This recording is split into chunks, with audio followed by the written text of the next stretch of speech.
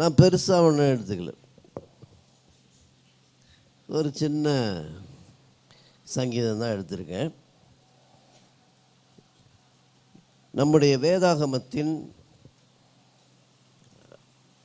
நடுவில் இருக்கும் அதிகாரம் எது?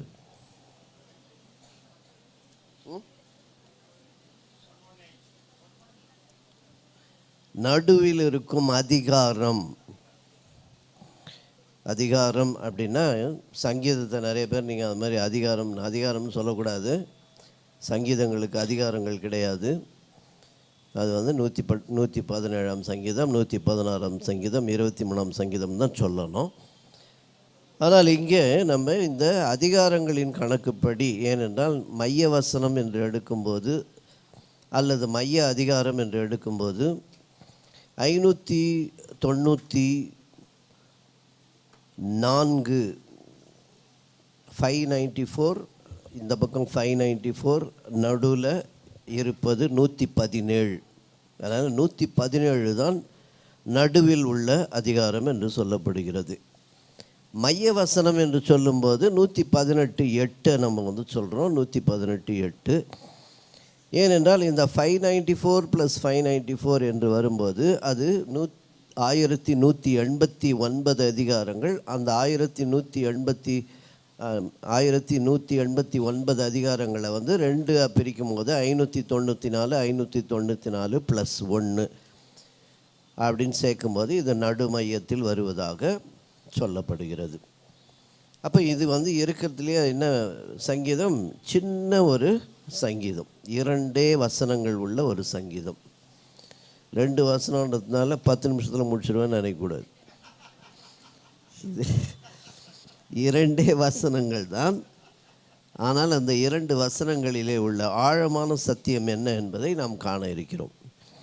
1, 2. முதலாம் வசனம் என்ன செய்ய வேண்டும், 2ஆம் வசனம் ஏன் செய்ய வேண்டும். இதை தான் நாம் இதில் பார்க்குறோம். என்ன செய்ய வேண்டும், ஏன் செய்ய வேண்டும். What to do and why to do. இதில் இதை குறித்து நான் பார்க்கும்போது இன்னொரு இன்ஃபர்மேஷன் சொல்லிடுறேன். 118 அதில் 8ஆம் வசனம் நடுமைய வசனம் என்று ஒரு குறிப்பு இருந்தாலும் அது இல்லை. 103ஆம் அதிகாரம் 1-2 வசனங்கள் தான் நடுமையமான ஒரு வசனத்தை சொல்ல முடியாது. ஏனென்றால் ஒத்தைப்படையில் வருவதினாலே அதை பிரித்து எடுக்கும்போது 2 வசனங்களை வேண்டுமானாலும் நாம் நடுமைய வசனங்களாக எடுத்துக்கொள்ளலாம் என்று சொல்லப்படுகிறது. அதுவும் நல்ல வசனம் 103 1-2. அதனால் அதுதான் என்றும் கணக்கு சொல்லப்படுகிறது. ஏனென்றால் 31,102 வசனங்கள் மொத்தம் வந்து பைபிளில் இருக்குது.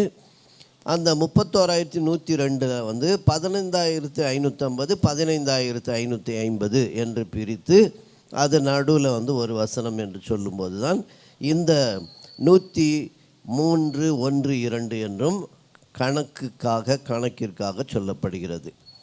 ஆனால் சிறிய வசனம் என்று இருக்கிறது, நடுவில் இருக்கிறது என்று, அதாவது அதிகாரம், சிறிய அதிகாரம் நடுவில் இருக்கிற அதிகாரம், இந்த மீகர் அண்ட் மிடில், அதாவது நலிந்தது நடுவில் இருப்பது.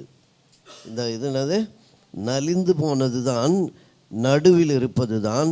ஆனால் பெரிய காரியங்களை சொல்லுகிற ஒரு அதிகாரமாக இருக்கிறது, அதாவது ஒரு சங்கீதமாக இருக்கிறது. மொத்தமே 18 வார்த்தைகள் கொண்ட ஒரு சங்கீதம், 18 வேர்ட்ஸ், 18 வார்த்தைகள். மார்ட்டின் லூதர் இந்த 117ஆம் சங்கீதத்தை அவர் 36 பக்கங்கள் எழுதினார். நான் 2 பக்கம் தான் எழுதிட்டு வந்திருக்கேன். 36 பக்கங்கள் எழுதினார். அப்போ பாருங்கள் எப்படி வருகிறது. அந்த 18 வார்த்தைகளை டபுளாக எழுதிட்டார். 36 பக்கங்கள், 36 வார்த்தைகள் அல்ல, 36 பக்கங்கள் எழுதப்பட்ட ஒரு. சார்ல்ஸ் ஸ்பர்ஜன் இதை குறித்து, இந்த சங்கீதத்தை குறித்து சொல்லுவது என்ன சொல்லுகிறார் என்றால், அவர் இது வந்து God is always faithful, என்றும் உண்மை உள்ளவர், அவருடைய குணாதிசயத்திலே என்றும் உண்மை உள்ளவர். God is always in attribute. அடுத்து, God is always infallible in revelation. வெளிப்படுத்தலிலே அவர் தவறு செய்யாமல், எப்பொழுதுமே ஆல்வேஸ் தவறு செய்யாதவர் வெளிப்படுத்தி கொள்ளுவதில். மூன்றாவது always according to promise in action. செயல்படுத்துவதிலே அவர் வாக்குத்தத்தம் எதை கொடுத்தாரோ அதை எப்பொழுதுமே அவர் வாக்கு கொடுத்ததின்படி செயல்படுத்துகிறவராக இருக்கிறார். ஆல்வேஸ். இந்த மூன்று கருத்துக்கள் இந்த 117ஆம் சங்கீதத்தில் இருப்பதாக சார்ல்ஸ் ஸ்பர்ஜன். பவுலடிகளார் இதை குறித்து என்ன சொல்லுகிறார் என்றும் நாம் பார்க்கலாம். ரோமர் 15ஆம் அதிகாரம் 9ஆம் வசனம் வாசிங்க பார்க்கலாம். ரோமர் 15:9. புறஜாதியாரும் இரக்கம் பெற்றது நிமித்தம் தேவனை மகிமைப்படுத்துகிறார்கள் என்றும் சொல்கிறேன். அந்தபடி இது நிமித்தம் நான் புறஜாதிகளுக்குள்ளே உம்மை அறிக்கை பண்ணி உம்முடைய நாமத்தை சொல்லி சங்கீதம் பாடுவேன் என்று எழுதியிருக்கிறதே அப்படின்னு சொன்ன அந்த சங்கீதம் இந்த சங்கீதம் 117ஆம் சங்கீதம் பவுலடிகளாரும் குறிப்பிடுகிறார். அப்போ இந்த சங்கீதம் எது என்றால் நற்செய்தியின் சங்கீதம். ஒரு அலையில சொல்லாமா? அதுன்னா அப்படியே கொஞ்சம் ஓரமாக ஒதுங்கிறீங்க. நற்செய்தியின் சங்கீதம் நமக்கு முக்கியமான சங்கீதம். நற்செய்தியின் சங்கீதம் நமக்கு முக்கியமான பணி. நற்செய்தியின் பணி நமக்கு கொடுக்கப்பட்ட அந்த முக்கியமான அழைப்பு நற்செய்தியின் அழைப்பு. நாம் அனுப்பப்பட்டது எதற்கு? நற்செய்திக்காக அனுப்பப்பட்டோம். அவர் இங்கே வந்ததின் பெயர் என்ன? நற்செய்தி. அவர் பிறந்ததின் பெயர் என்ன? நற்செய்தி. அவர் உயிர்த்தெழுந்ததின் பெயர் என்ன? நற்செய்தி. அவர் மீண்டும் வரப்போகிறார் என்பதும் நற்செய்தி. அவர் நியாய தீர்ப்பை அளிக்கப் போகிறார் என்பதும் நற்செய்தி. அது நற்செய்தியாக இருக்க வேண்டும். ஏனென்றால் பலருக்கு அது துர்ச்செய்தியாக மாறும். ஹல்லேலூயா. உலகத்தில் அநேகருக்கு அது துர்ச்செய்தியாக மாறப்போகிறது. மாறாதவரை அது துர்ச்செய்தி, மாறியவர்களுக்கு அது நற்செய்தி. நாமெல்லாம் மாறியவர்கள். ஆகையால் நமக்கு மாறியவர்களாக இருக்கிறோமா என்று எப்படி தெரிந்து கொள்ள வேண்டும் என்றால், வேதத்தில் ஊறியவர்களாக இருக்கிறோமா? இதில் ஊறணும். இதில் ஊறியவர்களாக இருந்தால் நாம் மாறியவர்களாக வாழ முடியும். மாறியவர்களாக வாழ்வதற்குத்தான் நாம் வசனத்திலே ஊறியவர்களாக இருக்க வேண்டும். அந்த ஊறியவர்களாக இருப்பதற்கு நற்செய்திக்கு உரியவர்களாக இருக்க வேண்டும். நற்செய்தி உரியவர்களாக இருப்பதற்குத்தான் இந்த 117ஆம் சங்கீதம். எவ்வளோ அழகாக வருது பாருங்க. ஏனென்றால் இதை எகிப்தின் சங்கீதம் என்று எபிரேயர்கள் கொண்டாடினார்கள். எகிப்தின் சங்கீதம் அப்படின்னு சொல்லி இதை சொன்னாங்க. ஏனென்றால் அந்த விடுதலையை குறித்து, அந்த விடுதலையான பின்பு பஸ்காவிலே பங்கேற்றதை குறித்து அவர்கள் பிரித்து கொண்ட சங்கீதங்கள் என்று பார்க்கும்போது 113 118 சங்கீதங்கள் வரை அவர்கள் அதை அடிக்கடி மனனமாய் அதை ஒப்பித்து கொண்டிருப்பார்கள், உச்சரித்து கொண்டிருப்பார்கள், ஜெபித்து கொண்டிருப்பார்கள், விண்ணப்பித்து கொண்டிருப்பார்கள். இந்த 113 118 அது ஏனென்றால் பஸ்காவின் அடிப்படையிலே. அப்போ 113 114 என்று எடுத்துக்கொண்டால் போஜனத்திற்கு, பஸ்கா போஜனத்திற்கு முன்பு பாடப்படும் ஒரு சங்கீதம். அதுக்கப்புறம் 115 118 பஸ்கா போஜனத்திற்கு பின்பு பாடப்படுகிற சங்கீதங்கள். 119 136 பெரிய துதியின் சங்கீதங்கள்.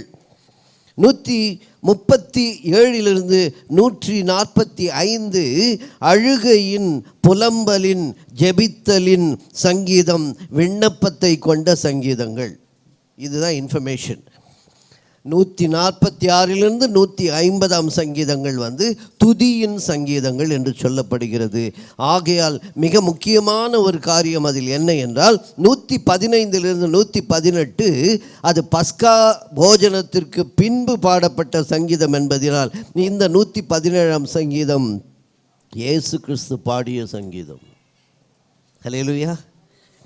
மார்க் நற்செய்தி நூல்ல அவர்கள் தோத்திர பாட்டை பாடிய பின்பு, அந்த தோத்திர பாட்டை பாடிய பின்பு என்பது இந்த 115 118 வரை, அந்த 115 18 நடுவில் அடங்கியிருப்பது, வேதத்தின் நடுவில் அடங்கியிருப்பது 117ஆம் சங்கீதம். 2 பேரோ 3 பேரோ என் நாமத்தினாலே கூடியிருக்கும்போது நடுவில் இருக்கிற கிறிஸ்து அவர் பாடிய நடுவில் இருக்கும் சங்கீதம். ஹல்லேலூயா. அப்படிப்பட்ட ஒரு அருமையான ஒரு சங்கீதம். இந்த சங்கீதத்தின் வார்த்தை வார்த்தையாக நாம் பார்க்கும்போது இதில் என்ன இருக்கிறது என்பதை நாம் பார்க்க வேண்டும். இது பாடல் மட்டுமல்ல, இது பாடம். இது சங்கீத பாடல் அல்ல. இதுக்கு முன்னால் நீங்கள் கேட்டீங்களே சங்கீதம், அது சங்கீத பாடம். இது என்ன சங்கீத பாடல், இது சங்கீத பாடம். இதற்கு முன்பாக நாம் கேட்டோமே அது சங்கீத பாடல். அதனால தான் அங்கே என்ன போட்டிருந்தது, என்ன வாத்தியம் அது? அலோமோத்தின். அலோமோத் என்பது பிச், அதாவது அந்த ஸ்தாயி, உச்சஸ்தாயி அப்படின்னு சொல்கிறாங்க இல்லையா. பாடும்போது அந்த ஸ்தாயி என்பது தான் அந்த அலோமோத்தின் அப்படின்னு சொல்கிற அது எதை என்றால் எந்த டியூனில், எந்த டெம்போவில், எந்த பிச்சில் அவங்க பாடினார்கள் என்பதற்காக சொல்லப்பட்டது. ஆகையால் உயர்த்தி பாடுகிற ஒரு சங்கீதத்தை தான் நாம் முதலிலே பார்த்தோம். இப்பொழுது நற்செய்திக்கென்றே எழுதப்பட்ட ஒரு சங்கீதத்தை நாம் பார்க்கிறோம். இதிலே 117ஆம் சங்கீதம் 1ஆம் வசனம் என்ன சொல்லுகிறது? ஜாதிகளே, ஜாதிகளே, எல்லாரும் கர்த்தரை துதியுங்கள். எல்லாரும் கர்த்தரை துதியுங்கள். ஜனங்களே, ஜனங்களே, எல்லாரும் அவரை போற்றுங்கள். ஜாதிகளேன்னா என்ன, ஜனங்களேன்னா என்ன? பார்த்தீங்களா? ஜாதிகளே என்று சொல்லப்படுகிறது. திருவிவிலியத்திலே மொழிபெயர்ப்பை நீங்கள் பார்த்தீர்கள் என்றால் ஜாதிகளே என்பதற்கு பிற இனத்தவரே. ஆங்கிலத்தில் நேஷன்ஸ், தேசங்களே. எபிரேயத்திலும் அது பிற இனத்தவரே என்று தான் சொல்லப்படுகிறது. கோயிம், கோயின் என்று சொல்லப்படுவது, அதுக்கு ஜென்டைல்ஸ் என்கின்ற ஒரு பொருளும் இருக்கிறது. பிற இனத்தவர் என்பதற்கு ஜென்டைல்ஸ் என்று சொல்லுகிறோம்.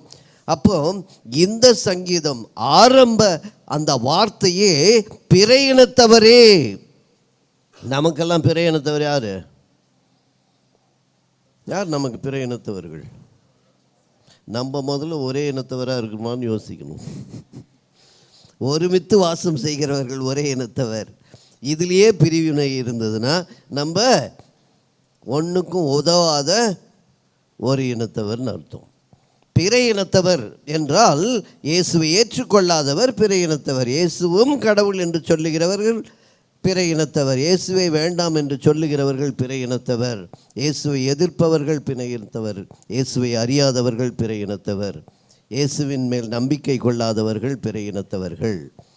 அந்த பிற இனத்தவரை பார்த்துத்தான் இந்த சங்கீதமே ஆரம்பிக்கப்படுகிறது. ஆகையால் தான் ஜாதிகளே என்று ஆரம்பிக்கப்படுகிறது.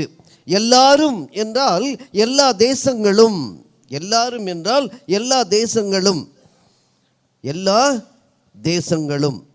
அப்போ இங்கே ஜாதிகளே என்று வரும்போது பிற இனத்தவரே, அடுத்து எல்லாரும் என்றால் எல்லா தேசங்களிலும் இருக்கின்ற பிற இனத்தவரே. நம்முடைய தேசத்தில் இருக்கிற பிற இனத்தவருக்கும் பாடப்பட்ட ஒரு சங்கீதம். அதனால தான் எல்லா தேசங்களும் அப்படின்னு சொல்லப்படுகிறது. அப்போ இதில் முக்கியமான ஒரு வசனத்தை நம்ம பார்க்கணும். சங்கீதம் 18:49. யாராவது வாசிங்க. சங்கீதம் 18:49. இது நிமித்தம் கர்த்தாவே, ஜாதிகளுக்குள்ளே உம்மை துதித்து உம்முடைய நாமத்திற்கு சங்கீதம் பாடுவேன். பாருங்க, பிற இனத்தவருக்குள்ளே உம்மை துதித்து. நான் தனியாக பாடிடுறேன், தனியாக உட்காந்து பாடிடுறேன், தனியாக துதிச்சிடுறேன், சர்ச்சில் மட்டும் பாடிடுறேன்னு சொல்கிறது அல்ல. பிற இனத்தவர் மத்தியிலும் துதித்து பாட வேண்டும். ஓகேவா? ஓகே. பிற இனத்தவர் மத்தியிலும் துதித்து பாடுவது தான் இந்த சங்கீதம் நமக்கு சொல்லி கொடுக்கிறது. அதனால் அந்த 18:49 தெளிவாக அதை நாம் பார்க்கிறோம். அப்போஸ்தலர் 17:26 என்ன சொல்லுகிறது? மனுஷ ஜாதியான சகல ஜனங்களையும், சகல ஜனங்களும். அந்த சகல ஜனங்களும் என்றால் யார் என்றால் மனுஷ ஜாதி. ஞாபகம் வச்சுங்க, அடிக்கடி மைண்டில் ஏற்றிக்கணும். என்ன ஜாதி? மனுஷ ஜாதி. வேறு எதையும் ஃபில்லப் பண்ணாதீங்க. மனுஷ ஜாதியான சகல ஜனங்களும். மத்தேயு 28:19 என்ன சொல்லப்படுகிறது? பார்க்காம சொல்லணும். நீங்கள் புறப்பட்டு போய் சகல ஜாதிகளை சகல நான் முதலே சொன்ன ஜாதிகள் என்ற சொல் எப்படி மொழிபெயர்க்கப்படுகிறது? பிற இனத்தவருக்கு. சகல ஜாதிகளுக்கும் என்றால் எதை சொல்லுகிறது? அவரை அறியாதவர்களுக்கு சென்று என்று பொருள்படுகிறது. ஆனால் கடைசி கிளைமேக்ஸ் எப்படி வருதுன்னு பாருங்களேன். வெளிப்படுத்தல் 7ஆம் அதிகாரம் 9-10 வசனங்கள். வெளிப்படுத்தல் 7, 9, 10. இவைகளுக்கு பின்பு நான் பார்த்த பொழுது இதோ சகல ஜாதிகளிலும் கோத்திரங்களிலும் ஜனங்களிலும் பாஷைக்காரரிலும் இருந்து வந்ததும் ஒருவனும் எண்ணக்கூடாததுமான திரளான கூட்டமாகிய ஜனங்கள் வெள்ளை அங்கிகளை தரித்து தங்கள் கைகளில் குருத்தோலைகளை பிடித்து சிங்காசனத்திற்கு முன்பாகவும் ஆட்டுக்குட்டியானவருக்கு முன்பாகவும் நிற்க கண்டேன். அங்க போய் நிக்கணும்னா இங்க நம்ம என்ன பண்ணணும்? அங்கே போய் நிற்கணும். சகல ஜனங்களும் நிற்க வேண்டும் என்பதும் நம்முடைய பொறுப்பு. சகல ஜனத்தில் நாமும் இருக்க வேண்டும் என்பதும் நம்முடைய பொறுப்பு. சகல ஜனத்திற்குள்ளாக நாம் நடத்த வேண்டிய நம்முடைய வாழ்வின் காரியத்திலே அத்தியாவசியமான ஒன்று எது என்றால், நீங்கள் போய் அது மட்டுமல்ல நற்செய்தியை அறிவிக்க வேண்டும் என்பதை குறித்து ஆணித்தரமாய் அழகாய் இங்கே சொல்லப்படுகிறது. அடுத்து பாருங்களேன், கர்த்தரை, அந்த வசனம் எப்படி வருது? கர்த்தரை துதியுங்கள். ஜாதிகள் எல்லாரும் கர்த்தரை. கர்த்தரை என்றால் கர்த்தர் யார்? ஆங்கில வேதாகமத்திலே த லார்ட் அப்படின்னு போட்டிருக்கு. அப்போ என்ன டெஃபினட்டாக சொல்லுது? கர்த்தரை நீங்கள் இதில் தமிழில் வந்து பாருங்கள், எதுவுமே இல்லை, அந்த ப்ரிஃபிக்ஸ் இல்லை. ஆனால் ஆங்கிலத்தில் தெளிவாக சொல்லுகிறது என்ன என்றால் த லார்ட். த லார்டுனாலே ஒருவர் என்ற அர்த்தம், ஒருவரை தான், அந்த கர்த்தரை என்ற அர்த்தம், ஒருவராக இருக்கிற ஒரே கடவுளை என்று பொருள். ஆகையால் த லார்ட் என்று குறிப்பிடப்படுகிறது. துதியுங்கள் என்று சொல்லும்போது என்ன துதிப்பது, எப்படி துதிப்பது, யாரை துதிப்பது, என்ன துதிப்பது, எப்படி துதிப்பது, யாரை துதிப்பது? 7 வகையான துதிகளை குறித்து எபிரேயர்கள் பாடுவார்கள், சொல்லுவார்கள். எபிரேய நம்பிக்கை யூதர்கள் கொண்டாடியது எப்படி என்றால் 7 வகையான துதிகள். அந்த 7 வகையான துதிகள் என்று சொல்லும்போது அது முழங்காலில் துதிப்பது, பெருமிதத்துடன் துதிப்பது, சத்தமிட்டு துதிப்பது, அது மட்டுமல்ல பாடி துதிப்பது, கைகளை உயர்த்தி துதிப்பது, நன்றி பலியுடன் துதிப்பது, வாத்திய கருவிகளுடன் துதிப்பது. இதான் வந்து 7 பிரைஸ், 7 விதமான துதிகள். அந்த 7 விதமான துதிகள் தான் பராக் என்று சொல்லப்படுவது முழங்காலில் துதிப்பது, ஹலால் என்று சொல்லுவது பெருமிதத்துடன் மகிழ்ச்சியுடன் துதிப்பது, ஷபாக் என்பது சத்தமிட்டு துதிப்பது, தெஹிலா என்பது பாடி துதிப்பது, யாதா என்பது கைகளை உயர்த்தி துதிப்பது, டுடா என்பது நன்றி அல்லது பலி செலுத்தி துதிப்பது, ஜமார் என்பதுதான் வாத்திய கருவிகளுடன் துதிப்பது. 7 வகையான துதிகள். அந்த 7 வகையான துதிகளிலே இங்கே அவர் சொல்லுகிறார், எல்லாரும் துதியுங்கள், எவ்ரிஒன் பிரைஸ். அவரை துதிப்பதை அல்லாமல் வேறொன்றும் நமக்கு இல்லை. ஜனங்களே என்று அடுத்து வருகிறது, அது மக்களே என்று பொருள். அப்போ ஜாதிகளே, பிற இனத்தவர். அடுத்து என்ன வருது? எல்லாரும் என்றால் எல்லா தேசங்களும். ஜனங்களே என்று வரும்போது அங்கே உள்ள மக்களே, பீப்புள். எல்லாரும், மறுபடியும் எல்லாரும் வருது, எல்லா மக்களும். அதுக்கப்புறம் அவரை, அந்த அவரை என்ன யாரு? அதே கடவுளை, அந்த கடவுளை, த ஹிம். அதுக்கப்புறம் போற்றுங்கள்,